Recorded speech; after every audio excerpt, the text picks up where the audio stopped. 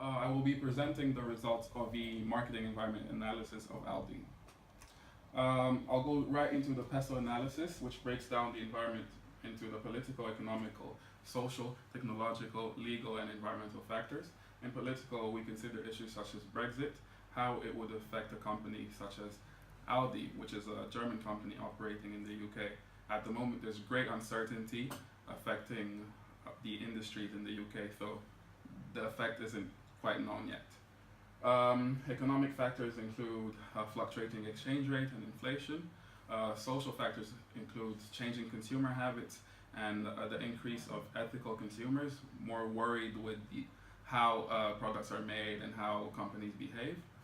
Technological factors include the rise of online shopping, self-checkout terminals, and various ways of capturing data. Legal aspects include the UK legislation governing data collection, food standards, and even the protection of workers' rights. There's also the environmental factors that include waste management and the excessive usage of plastic bags. Just a criticism of this analysis is that it does not indicate how quickly things can happen, such as Brexit. And there's also an overlap of factors such as the political, economical, and legal, and it doesn't highlight the relationships between them. Porter's 5 forces analyzes the suppliers, threats of new entrants, substitutes, the rivalry, and buyer bargaining power. In the case of Aldi, suppliers have an intermediate bargaining power because they're not the traditionally larger suppliers such as Unilever, Heinz, and Kellogg's that supply the other supermarkets. The threat of new entrants is low because new entrants would need a large amount of money to be able to enter the industry and build new relationships with suppliers. Competition is very high because at the top we have the big four that include Asda, Tesco, that have a lot of money and have been in the industry for a long time. Threat of substitutes is medium, mostly due to online options that are price matching a lot of the discount retailers. There's the buyer bargaining power is high because nothing stops a person from shopping in one supermarket and then another. A quick criticism of the 5 forces model is that it assumes suppliers can't work with the firms, which is what happens with Aldi. They work very closely with their suppliers, and it ignores the impact of government. The SWOT analysis looks at the company's strengths, weaknesses, and also considers the opportunities and threats.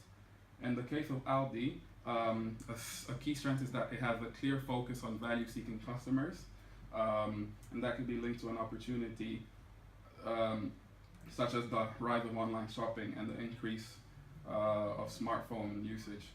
Weakness is a fewer number of stores compared to the traditionally big 4 supermarkets. Threats include strong price competition in the consolidated market.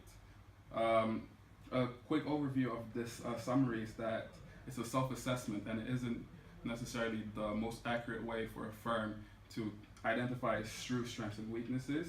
And another criticism is that an opportunity is also sometimes a threat.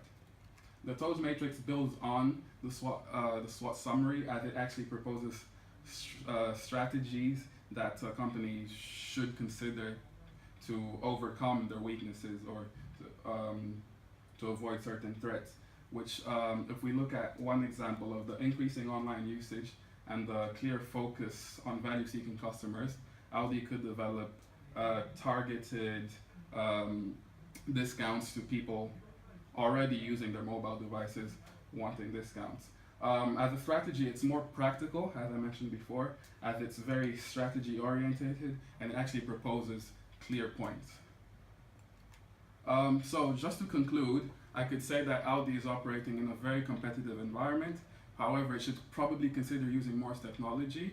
And an analysis of the tools used would be that they are useful. However, additional consideration should be made when coming up with clear points because the models are quite old and they can't be applied to the modern environment. Thank you for your time.